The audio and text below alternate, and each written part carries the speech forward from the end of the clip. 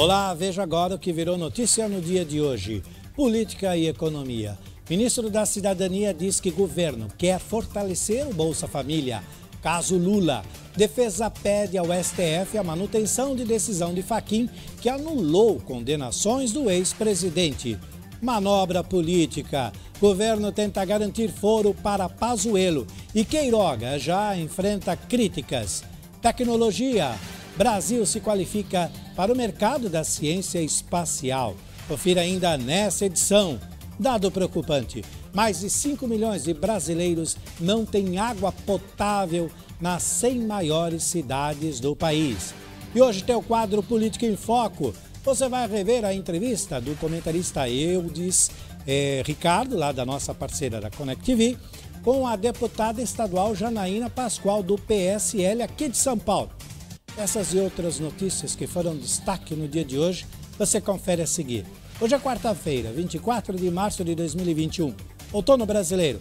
Acompanhe, a partir de agora, a edição de hoje do 8 News.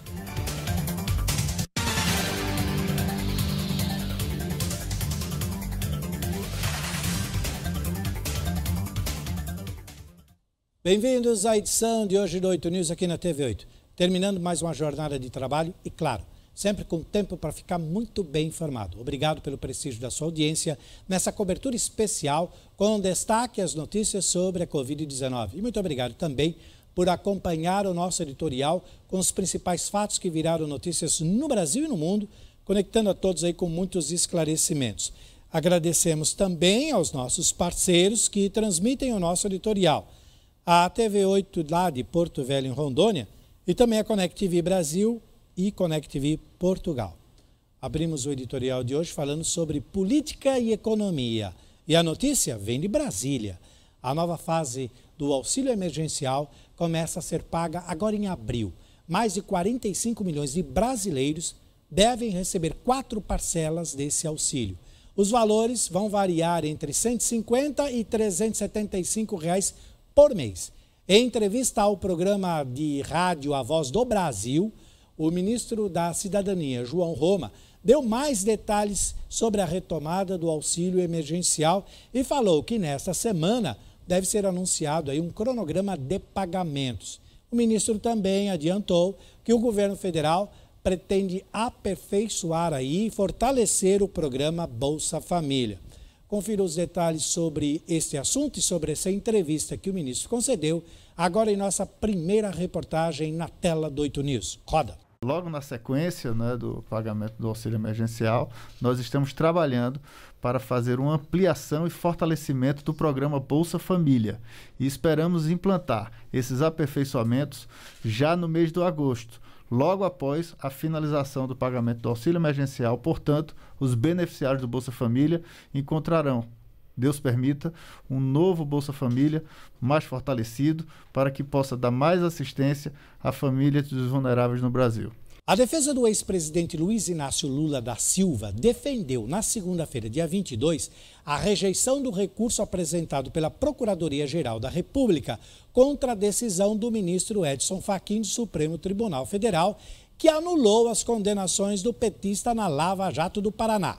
Os advogados do ex-presidente apresentaram aí à corte, por determinação de Fachin, argumentos contra o pedido do Ministério Público apresentado no último dia 12 para manter os casos em tramitação e sob a análise da Justiça Federal do Paraná.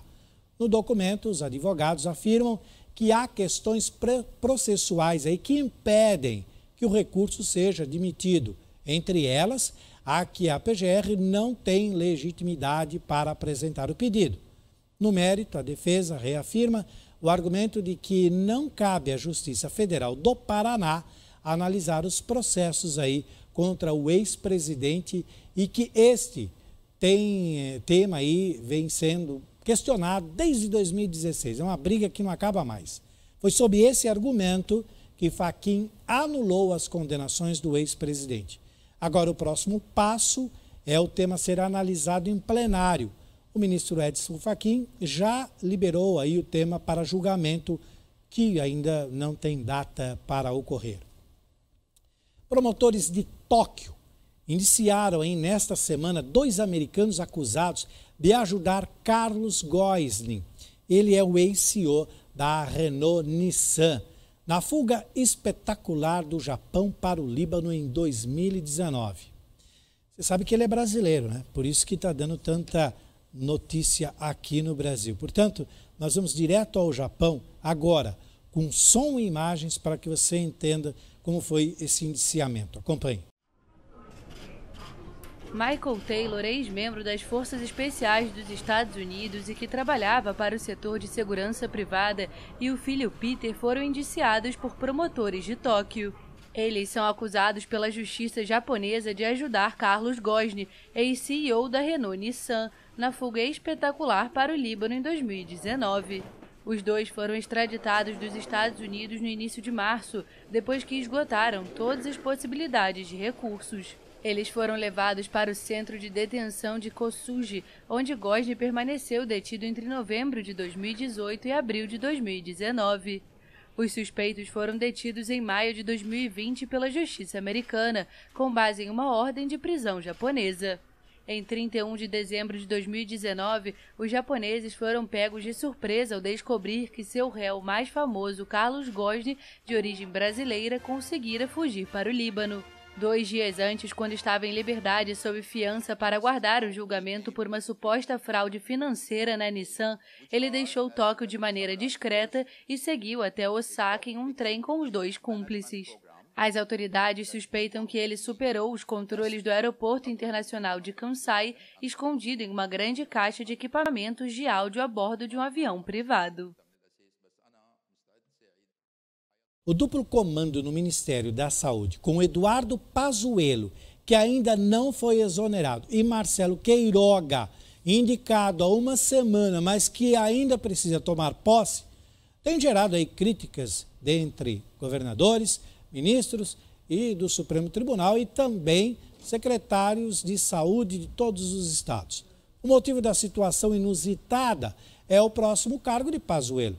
General do Exército da Ativa, o ministro está desgastado junto aos militares da Ativa, que veem sua atuação à frente da saúde como um desastre para a imagem da força.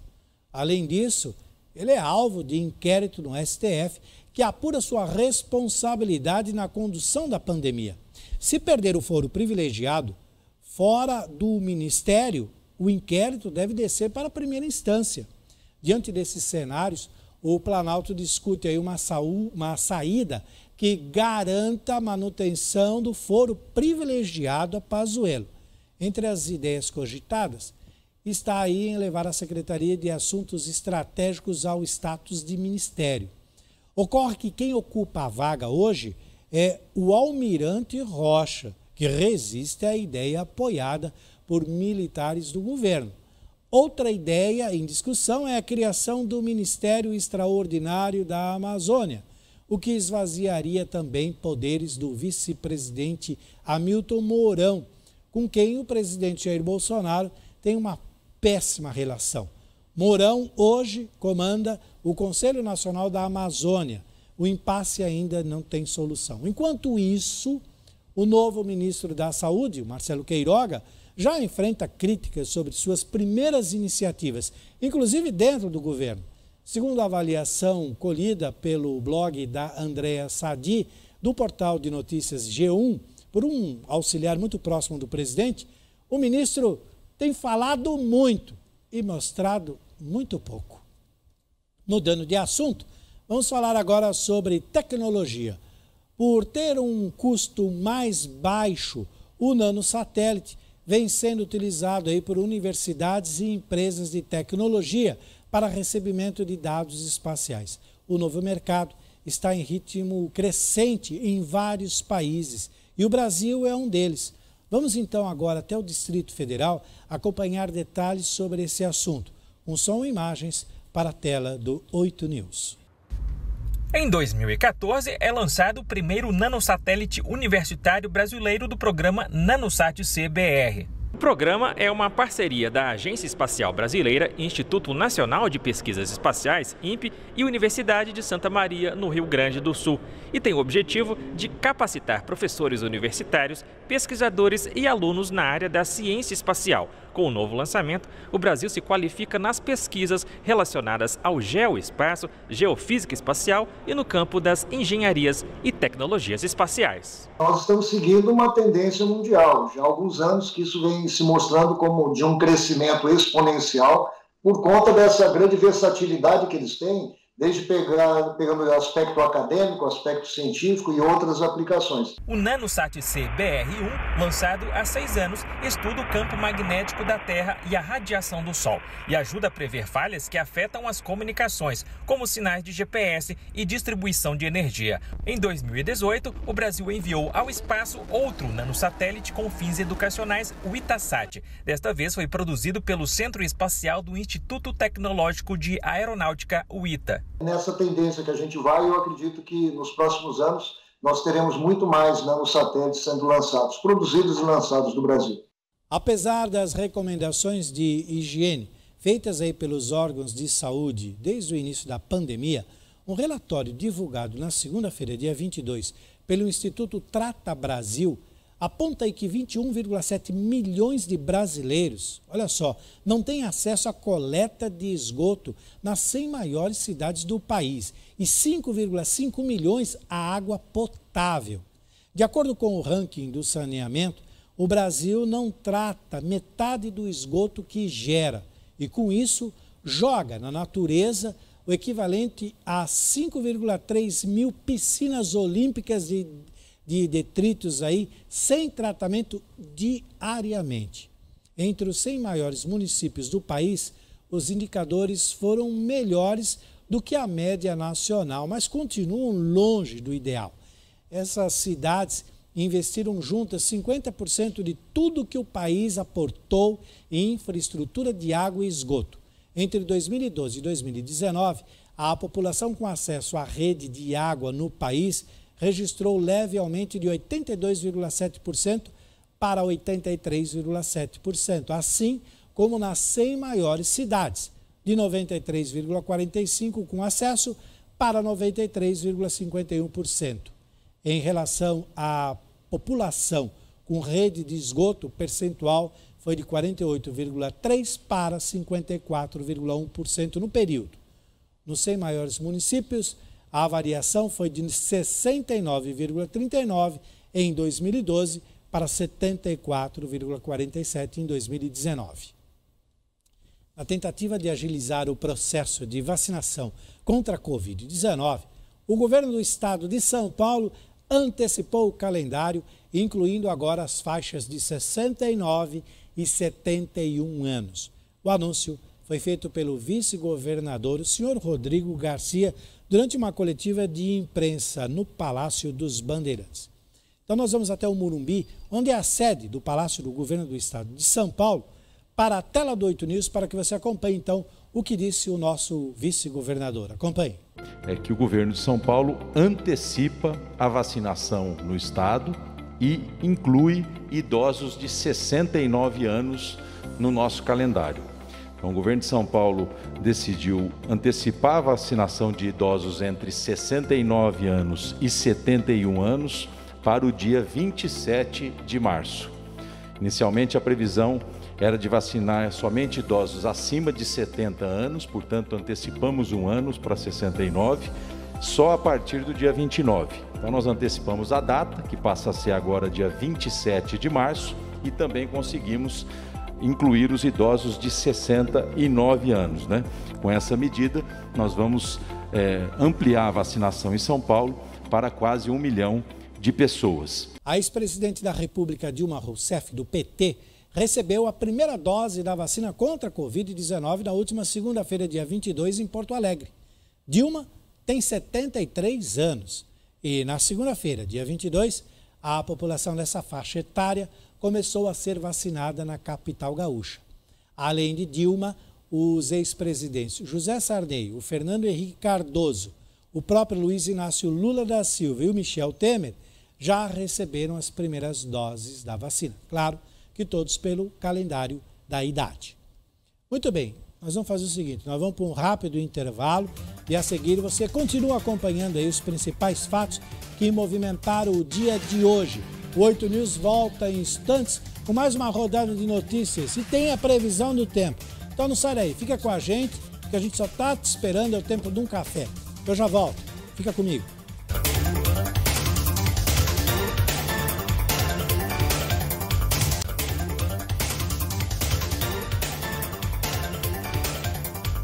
Muito bem, estamos de volta com o 8 News e vamos continuar aí com o nosso giro de notícias pelo Brasil e pelo mundo que movimentaram até agora o dia de hoje. Olha só, no interior de São Paulo, o Hospital Psiquiátrico Bezerra de Menezes corre o risco de fechar por falta de dinheiro. Segundo os diretores do Centro de Saúde de Rio Claro, os repasses do governo estadual estão defasados há 18 anos. Com isso, moradores de 26 cidades podem ter os seus tratamentos prejudicados. Confira então na reportagem a seguir mais detalhes sobre a crise do hospital direto de Rio Claro, no interior de São Paulo, agora para a tela do 8 News. Confiram. Essas portas foram abertas há 70 anos em Rio Claro, com o objetivo de acolher aqueles que travam uma luta diária para reorganizar a mente. Com o tratamento multidisciplinar necessário para isso, é que o Hospital Psiquiátrico Bezerra de Menezes, ao longo desses anos, tem conseguido devolver aos atendidos um pouco mais de segurança para voltar a conviver com a família e em comunidade. Apesar de ser um hospital filantrópico, ou seja, que não tem fins lucrativos, a falta de recurso pode suspender o serviço definitivamente.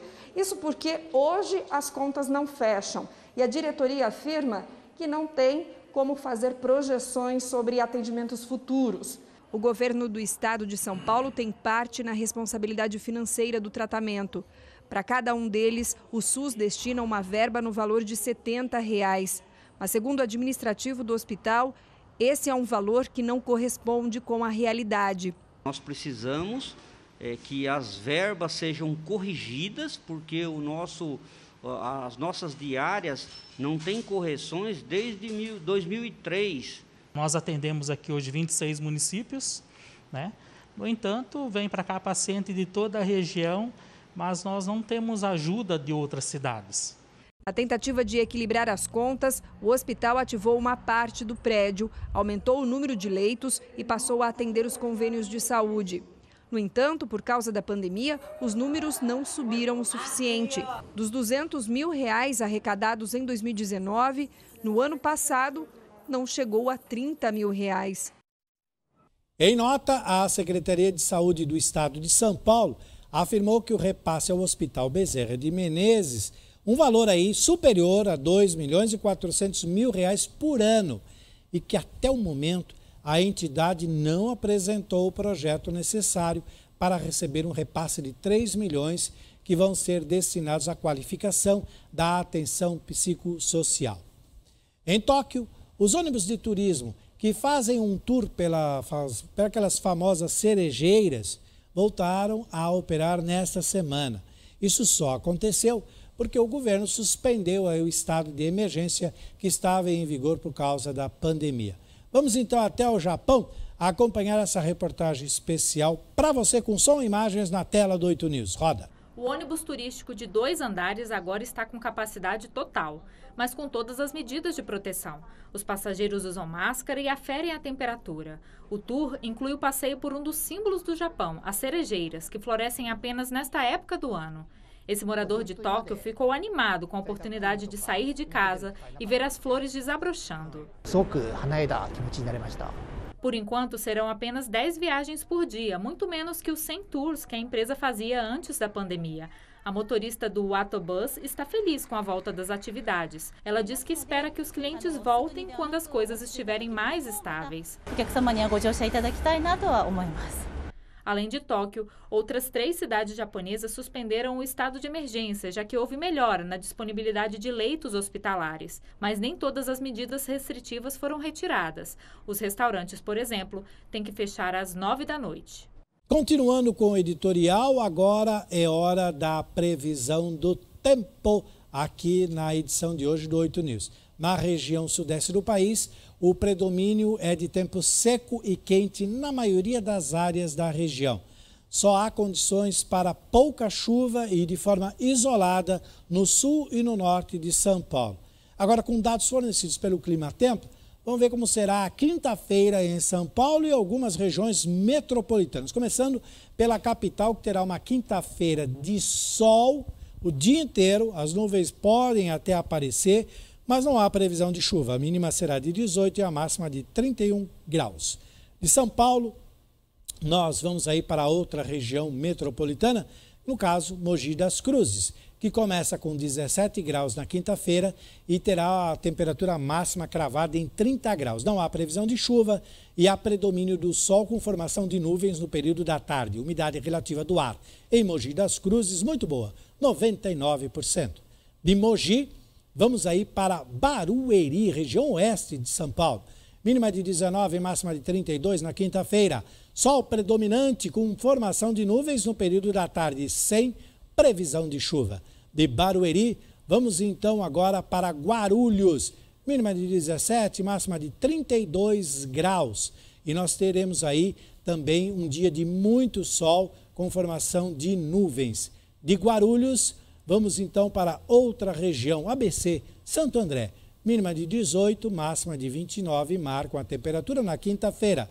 Sem previsão de chuva, o sol deve predominar durante todo o dia com formação de nuvens carregadas. De Santo André, a gente fecha com Suzano, mínima de 18, máxima de 30. A quinta-feira será marcada em Suzano com forte calor, com muito sol e formação de nuvens no final da tarde.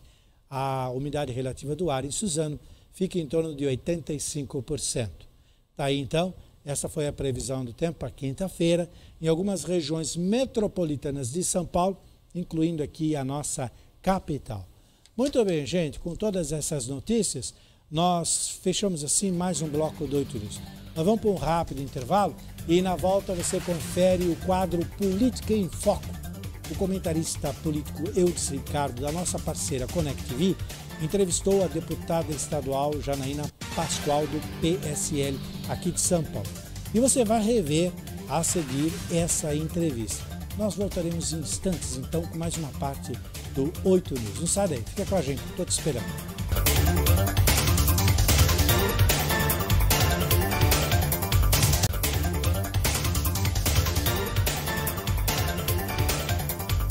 Muito bem, estamos de volta e agora é hora de notícia, hora de ficar muito bem informado. Vamos ao quadro Política em Foco. O comentarista político Eudes Ricardo, da nossa parceira Connect TV, entrevistou a deputada estadual Janaína Pascoal, do PSL, aqui de São Paulo. E você confere agora na íntegra, direto dos estúdios da Connect TV, lá em Osasco, com som e imagens na tela do 8 News. Acompanhe.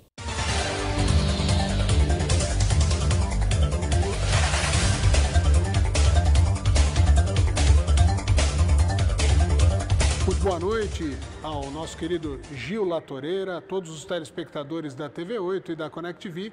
Mais uma vez, um grande prazer ter a oportunidade de apresentar este quadro, o Política em Foco, parceria da Connect TV com a TV8. E nossa convidada de hoje é a deputada estadual Janaína Pascoal, que já nos ouve, já está na tela. Muito boa noite, deputada.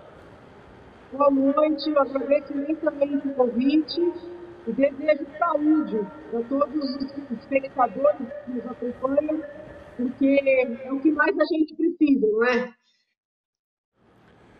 Janaína, eu vou tratá-la dessa maneira, conforme você mesmo me autorizou, me solicitou que fizesse com essa intimidade, mas quero publicamente deixar aqui de forma como cidadão, como jornalista, a admiração que tem pelo seu trabalho, pela sua atuação na Assembleia Legislativa e começar falando de uma postura que a senhora tem tido desde o início do seu mandato, de uma independência que eu chamo de uma independência incômoda, porque em alguns momentos as pessoas a criticam por ser de um lado, e aí uma frase que vá de encontro com alguma crítica, alguma coisa ao governo federal, o outro grupo já a acusa de ser traidora. Como é que a senhora tem administrado esse, que eu chamo de essa independência incômoda nesses 2 primeiros anos de mandato?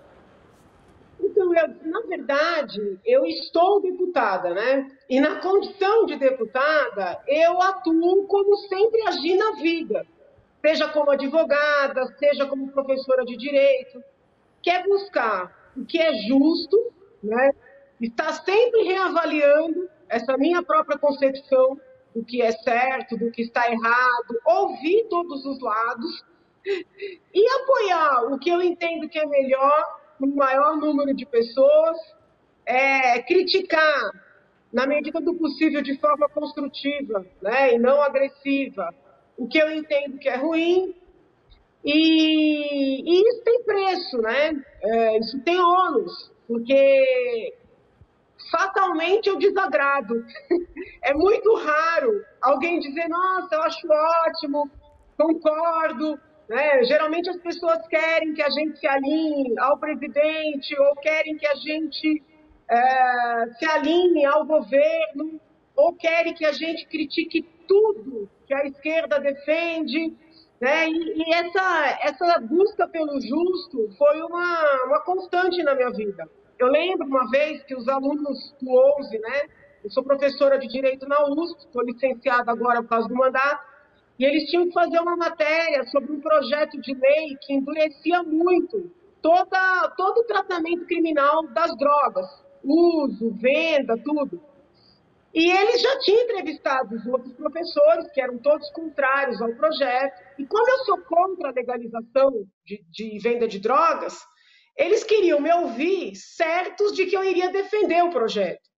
Mas era um projeto maluco, com prisão perpétua. E aí eu falei, não, mas eu sou contrária. Mas como assim, professora? A senhora não é contrária a legalizar? Eu falei, sou. Então por que a senhora não defende esse projeto? Eu falei, porque o projeto é errado, o projeto é ruim, o projeto é injusto. Eu falei, o fato de eu não querer legalizar não significa que eu queira pena de morte, né, para a mesma situação. E no tema do aborto, por exemplo, que eu fui ao Supremo sustentar que não se legalize a prática do aborto, mas eu defendo as hipóteses que a lei tolera, né, como no caso de estupro, no caso de risco de morte para a gestante. Quando eu saí do Supremo, as mulheres que defendem a legalização do aborto gritavam, né, mulher machista, mulher machista. E as mulheres que são da causa pró-vida, que eu me considero também uma defensora da causa pró-vida, elas me chamavam de abortista, porque queriam que eu fosse contrária, inclusive nas hipóteses legais, né? Essas hipóteses extremas. Então, assim, como eu sempre busco o caminho do meio, no sentido do que é mais ponderado, do que contempla todos, né, os fatores, um modo de ser que incomoda muito. Não é só na política, na vida universitária foi muito pesado. Né? A minha existência na universidade era quase como um crime diário, entendeu? Eles não me suportavam, não os alunos, os professores, os meus chefes, entendeu? Então é isso. Mas eu não sei se é de outra forma, eu não sei, entendeu? Essa sua forma, né, de se expressar tem sempre um modo de falar combativo. Você é brava, deputada? Porque a gente tem a impressão de que você é brava. Então, as pessoas acham que eu sou brava, né? Eu não me acho brava. Eu me acho paciente, mas, assim, eu sou uma pessoa assim também. Se eu vejo que tem alguma coisa muito errada, que eu tento corrigir, que eu tento orientar, né? E aí a gente percebe, eventualmente, que tem má fé. Aí eu fico brava, entendeu? Agora, eu sou contundente. Então, às vezes, a pessoa acha que eu estou brigando, e eu não estou brigando, eu estou só argumentando, entendeu? Eu tenho que melhorar. Ou não, ou tem que continuar, né? Acho que a combatividade, muitas vezes, ela é importante, principalmente para a vida pública. Janaína, eu vou perguntar agora a respeito desse momento de polarização de governo do Estado e governo federal. Como eu não me lembro de ter visto isso na história do Estado de São Paulo. Eu não me lembro de uma coisa tão polarizada onde qualquer tipo de apoio a uma ação positiva do governo do Estado, ela obrigatoriamente é polarizada pelo governo federal e vice-versa. Isso não tem sido muito saudável para esses tempos de pandemia, para o combate importante da defesa da vida. Como é que a senhora tem enxergado essa treta entre governo federal e governo estadual de uma maneira como nunca havia acontecido?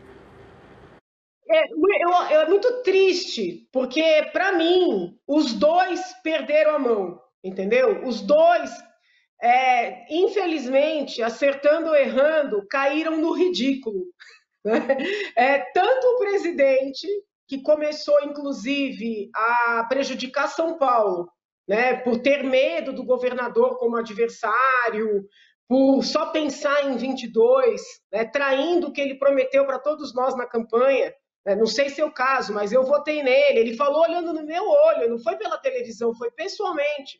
Janaína, eu não vou querer concorrer à reeleição, essa história de reeleição não foi boa para o país. E assim, ele não só quer concorrer, como ele só se pauta por isso, entendeu?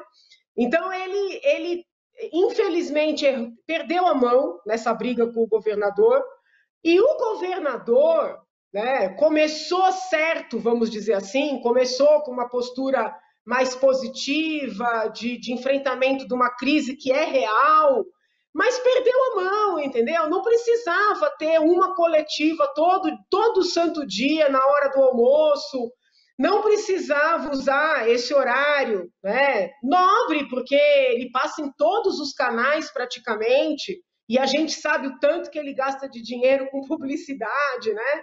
Não precisava fazer palanque, fazer da doença um palanque diário, entendeu? Então, assim, eu não sei quem ele acha que ele está enganando. Está todo mundo vendo, sabe? Está todo mundo vendo que quando ele diz que a preocupação é a vida, a preocupação é aparecer para se viabilizar para 22. Então, quando os dois, né, transformam 22 em algo mais importante do que um momento grave como esse, para mim, os dois estão fora. Eu não quero votar nem no governador, nem no presidente em 2022. Usada essa frase, hein? Pesada, é triste, entendeu? Eu estou triste como cidadã. Agora, de certa maneira, Janaína, você não sente que, de alguma maneira, tanto o Bolsonaro quanto o Dória, nos últimos 10 dias, perceberam alguns desses erros e deram uma recuada? A gente vê o governo federal, o próprio presidente Bolsonaro, fazendo eventos agora com o uso de máscara, falando que a vacina é o caminho, e por outro lado o governador Dória diminuiu um pouco o tom de guerrilha, um vídeo que ele postou na semana passada nas redes sociais num tom mais tranquilo. Você acha que de alguma maneira tem um caminho um pouquinho melhor para os próximos meses por essa postura, vamos dizer, mais arrefecida dos dois? Pode ser, mas eu acho que eles não aguentam. Eu acho que... Não vai aguentar, vai quebrar o pau daqui a pouco. Eu acho que é mais forte do que eles, entendeu? E eles se pautam muito. Por exemplo, o presidente, ele tem um problema. Ele se pauta muito pelas redes. Se as redes o estão apoiando, se as redes...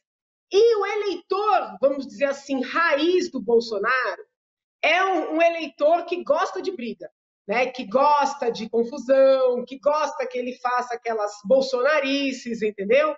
E ele se habituou a agir para esse grupo, sem compreender que quando ele age para esse grupo, ele está desagradando um grupo muito maior, está prejudicando o país, inclusive internacionalmente, que esse ponto, né, da nossa situação perante o mundo está me preocupando. Olha, eu vou falar uma coisa aqui que vai ser mal compreendida, mas é honesto. Tanto quanto o problema que nós estamos enfrentando internamente, que é a situação da pandemia. Tá? Então, por exemplo, essa semana o presidente está trocando o ministro da Saúde. Inclusive para tentar renovar, para poder ter elementos, para mudar um pouquinho, né? Essa coisa Tá parecendo um pouco aquela troca de técnico de futebol, que não vai mexer tanto assim no time, mas muda o ânimo. É mais ou menos isso, que é a impressão que eu tive. Eu acho que ele vai... Mas, assim, infelizmente, os fatos vão fazer com que eles tenham que mudar o comportamento. Porque eu estou acompanhando a pandemia na ponta, conversando com médicos, a situação está muito grave. Então, eu acredito que eles vão precisar, né, por um imperativo dos fatos, mudar comportamento, tá? Então, ele joga por uma torcida muito pequena, porém barulhenta, e ele acaba desagradando um grupo muito maior que o elegeu, porque eu estou falando do eleitor dele, eu não estou falando do petista, do pissolista, que nunca vai votar nele. Eu estou falando do eleitor dele. E ele gera uma insegurança com relação ao nosso país perante o mundo. Então, eu já venho defendendo há alguns dias, publicamente, já penso isso até antes de ter tornado público, que o presidente troque também o ministro das Relações Exteriores, o chanceler Ernesto Araújo. Tá? Nem no começo eu penso que o ministro foi o melhor nome. Porém, talvez tenha tido o seu momento quando era governo Trump, quando o Bolsonaro precisava mudar um pouco, né, também daquele esquerdismo que dominava a política internacional até então. Mas o ministro Araújo não é o nome para este momento que o mundo está vivenciando. Tá? Ele já está prejudicando o país. Nós estamos sem nenhuma credibilidade internacional, né, por força da maneira como o presidente lida com a doença, por força da falta de tato para tratar das questões ambientais. Aí eu não sou uma pessoa que assim, você tem visões, né? O direito ambiental, o ambientalismo, ele tem várias visões. Eu tenho uma visão antropocêntrica do direito ambiental, que é colocar o homem no centro, né? Então, o ambiente não existe pelo ambiente. Ele existe para a gente preservar a vida, sobretudo a vida humana, entendeu? Então, é uma visão mais antropocêntrica. Então, só que, assim, a maneira como o ministro Salles se manifesta, as coisas que o presidente fala, não são feitas da forma apropriada. E isso está tendo um impacto internacional terrível. A maneira como ele mudou o presidente da Petrobras, né, criou uma desconfiança também na seara econômica, inclusive internacional. E quando Ernesto Araújo é chamado a se manifestar, ele se manifesta da maneira bolsonarista, que ele nem é, porque quem conhece Ernesto Araújo de longa data diz que ele só começou a falar essas coisas agora, entendeu? Então, assim, é um negócio tão pitoresco. É muito chato isso, né? E eles estão prejudicando. Então, assim, precisa fazer mudança também nesse ministério, entendeu? Então, assim, bom, eu quero que Bolsonaro, né, aproveite esses 2 anos que faltam para tentar fazer o governo que ele prometeu que ele faria. Ele ainda tem condições, né? Mas eu duvido, porque ele é uma pessoa que insiste no erro. Tem uma dificuldade enorme de enxergar que está errando. E o governador, muito embora tenha um estilo diferente, né, um estilo mais sofisticado, vamos dizer assim, também é uma pessoa autoritária. Também é. Também tem dificuldade de perceber, de sentir mesmo as coisas, né? Ele reage de acordo com a imprensa, se ele está bem avaliado ou mal avaliado. Ele é um homem de marketing, entendeu? Então é mais ou menos assim, está vendendo ou não está vendendo? Então, quem olha também, né, o excesso, vamos dizer assim, o excesso de veracidade, entre aspas, do Bolsonaro e o excesso de não veracidade do Dória, não se agrada nem com um nem com o outro, entendeu? Então, eu realmente não gostaria de votar nem um nem outro em 2022. Janaína Pascoal, a gente está falando muito de mudanças de opinião, de mudanças de comportamento do próprio público, do eleitorado, e tem uma coisa recente, o fato dessa mudança dos rumos dos processos contra o ex-presidente Lula, que o tornam, neste momento, elegível e que parece que jogou fervura nessa fogueira de vaidades relacionadas a 2022. A senhora foi uma das personalidades mais importantes no momento do que foi chamado de golpe contra a ex-presidente Dilma e por outras pessoas do justo impeachment dela. De alguma maneira a senhora se arrepende de ter participado e acha que, de repente, ter continuado o governo Dilma teria sido melhor para o Brasil? Não. A gente não pode ter medo da verdade, entendeu?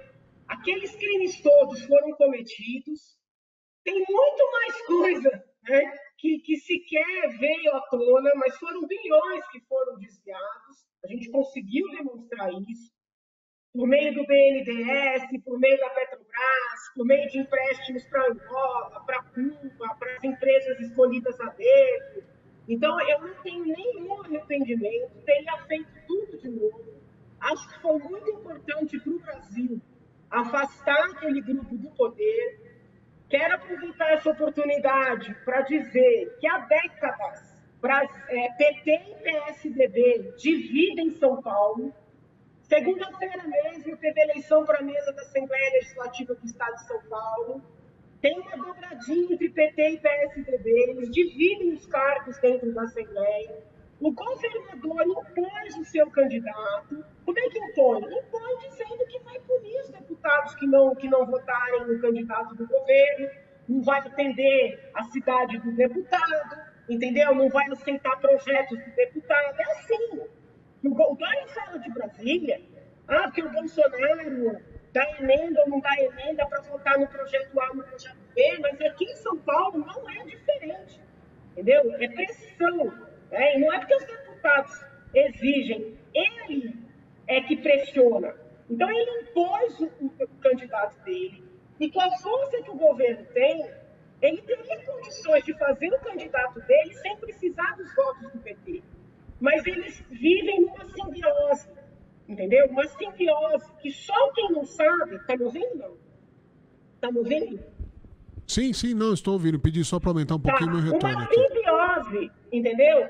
Que só quem não percebe é o povo. Então, isso é mais um elemento para não querer votar no Dória. O Dória se elegeu se apresentando como uma pessoa da direita, né? Usou o nome do Bolsonaro, isso aí é fato. Que ele era contra o PT. Ele teve duas oportunidades de tirar o PT do comando de São Paulo, que foi a primeira eleição e a segunda eleição. Ele não só não tirou, como fez acordo com o PT. Entendeu? Então, assim, votar no PT, jamais. E no caso dessas ações que favoreceram, né, na verdade foi um julgamento, não foi nem um julgamento, foi uma decisão pessoal do ministro Fachin, né, foi do ministro só, anulando todos os processos em que o ex-presidente tinha sofrido condenações, num recurso que não se prestava para isso, que não tratava desse tema, né? E, sob o ponto de vista jurídico, é uma decisão insustentável. O Ministério Público já recorreu à Procuradoria-Geral da República, eu li o recurso da Procuradoria, sob o ponto de vista do direito, o recurso é impecável. Então, eu entendo que se houver algum amor ao direito, né, no Supremo Tribunal Federal, que o Pleno tem que reverter essa decisão. E veja que eu não estou falando de política, tá? Não estou falando de política, estou falando de direito. Sim. Agora, se o direito não imperar e o Lula for candidato, eu não voto nele nem amarrada, mas eu estou ouvindo vários eleitores do Bolsonaro, dizerem que se ficar Bolsonaro e Lula, votam no Lula. Essa posição que as pessoas têm tido, já falando de 2022, o eleitor mesmo, que está fazendo mais uma vez uma escolha do menos pior ou de quem eu odeio menos. O Bolsonaro já foi eleito muito numa esteira dessa. Se monta um quadro político que parece que isso pode se repetir. Nós não temos nomes para votar por acreditar, nós teremos mais uma vez que votar em quem pode ganhar de quem eu odeio mais, deputada?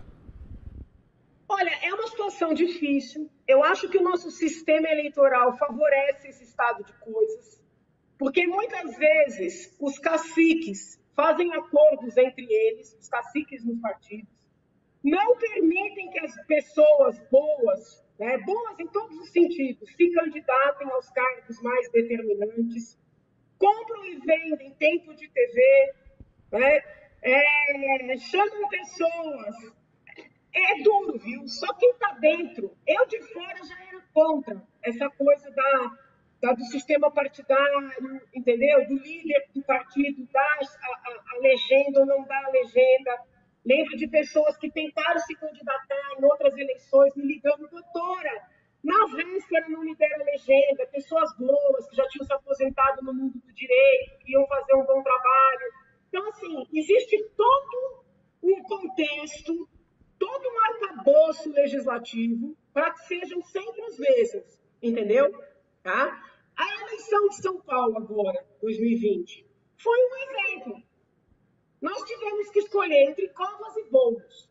Eu não queria votar em nenhum, mas ser obrigado a votar em um, entendeu? Porque senão o que você faz? Deixa branco, vota nulo, deixa que os outros decidam. Mas eu não queria votar nem um nem no outro, porque eu não entendo que eram propostas de governo boas. O Covas está demonstrando. Deu mais de 30 milhões para escolas de samba num ano que não teve desfile. Como é que se explica isso? Algum projeto político a encanta nesse momento? A senhora foi tida num determinado momento como possível vice na candidatura de Jair Bolsonaro. Talvez novos convites, coisas similares para uma candidatura a vice ou até para encabeçar uma chapa para o governo do estado ou eventualmente até para o governo federal. Algum projeto a encanta a ponto de ceder aceitar um desafio desse que há 3 anos a senhora preferiu não aceitar e sair candidata a deputada? Eu não sei se eu teria legenda, porque eu sou uma pessoa que assusta, entendeu? Porque eu sou do tipo que não rouba e não deixa roubar. Então, é uma pessoa que assusta, né? Eu gosto de tudo muito certinho, entendeu?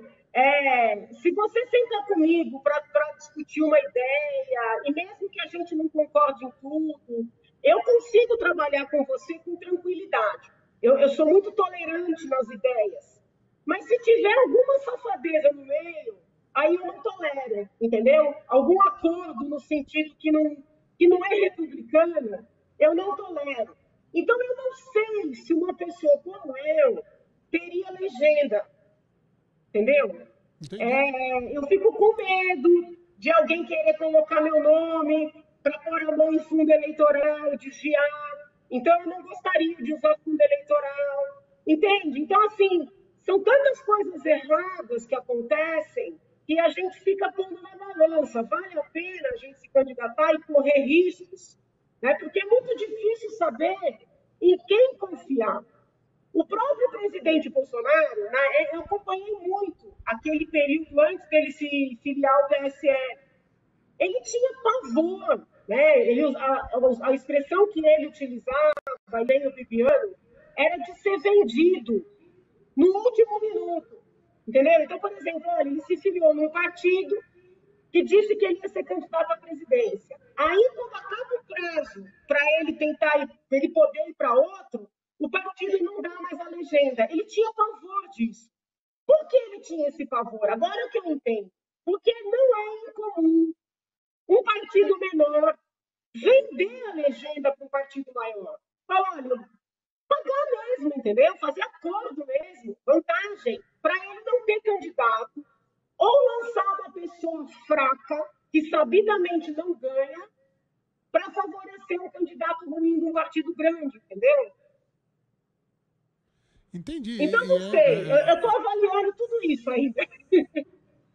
E é interessante ouvir que assim, a senhora não foge a desafio nenhum. Eu sempre gosto desse perfil. Assim, apesar das dificuldades, a gente vê nas frases, nas colocações, sempre uma firmeza importante da gente ver. Que bom se mais políticos tivessem essa firmeza nas suas opiniões, nas suas propostas e na tentativa de sempre de ajudar o Brasil. Eu quero finalizar esse nosso bate-papo agradecendo imensamente sua assessoria, a sua cordialidade no trato desde o início do agendamento dessa entrevista e pedir suas considerações finais. Muito obrigado, deputada Janaína Pascoal. Eu que agradeço, reitero aqui o amor enorme que eu tenho por esse país, né? Menos, assim, eu não me importo muito em ocupar posições, mas eu quero pessoas boas em todos os cargos de poder, entendeu? Porque eu acho que o nosso país merece, o nosso povo merece. Então, eu trabalhei muito para formar bons quadros, né? Na condição de professora, entendeu? E tenho me esforçado muito para que os meus colegas cresçam, para que eles se apaixonem pelo certo, pela coisa pública. Vamos ver, né? Eu acho que todos nós somos instrumentos. Eu jogo muito na mão de Deus, né? Essa orientação. E o que eu falo hoje, aproveitando esse espaço precioso que você está me concedendo, e eu agradeço, para a população, independentemente de gostar de Bolsonaro, de gostar de Dória, de não gostar dos dois, de detestar político, de me detestar. A gente está vivendo um drama real, tá? Real. Não importa quem acertou, quem errou, isso aí vamos deixar para ver depois. O que importa é que não vai ter leito para todo mundo, tá? Não vai ter leito de UTI para todo mundo. E nessa segunda onda, mais pacientes estão indo para UTI. Então, eu peço encarecidamente que acreditem que a doença é real, que a doença é grave. Apesar de algumas pessoas, graças a Deus, terem e não sentirem nada, muitas complicam de verdade. Nessa segunda onda, jovens estão complicando mais rápido.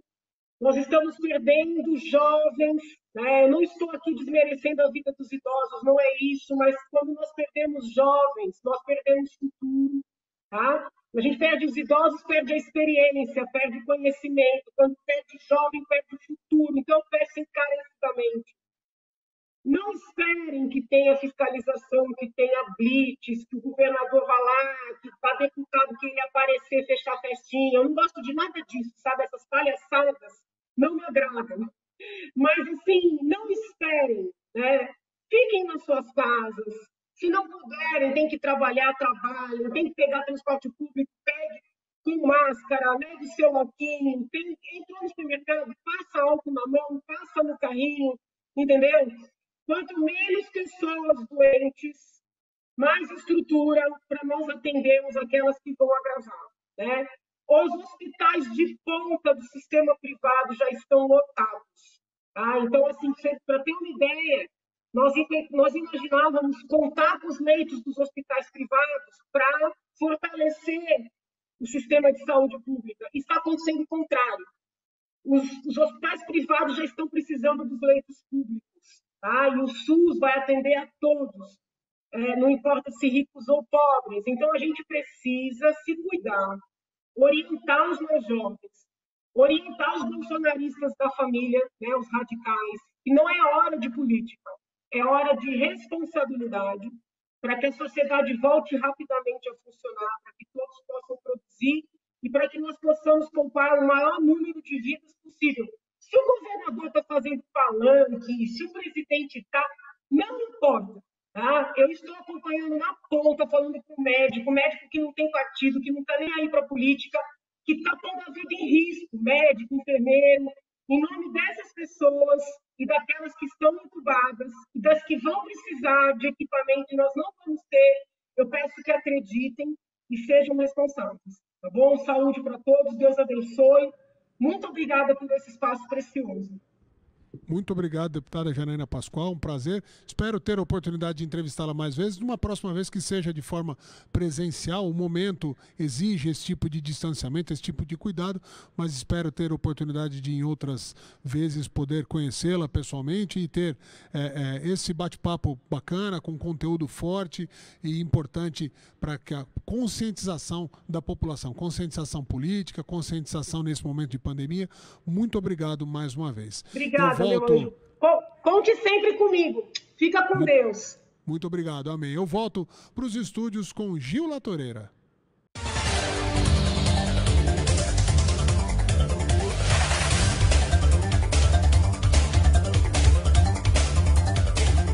Obrigado, Eudes Ricardo, aí da nossa parceira Connect TV, e agradecemos também à deputada Janaína Pascoal por ter disponibilizado aí parte do seu tempo para conceder essa entrevista ao 8 News. Muito bem, mais uma missão cumprida, né? Com todas essas informações, essa edição do 8 News fica por aqui. Nós contamos hoje mais um capítulo da nossa história com fatos que viraram notícias. Muito obrigado, viu, pelo carinho da sua audiência. E agora que você está muito bem informado, continue com a nossa programação normal. Eu espero você na próxima edição do 8 News, às 7 da noite. Tchau, pessoal. Fiquem com Deus. Até amanhã. Até mais um.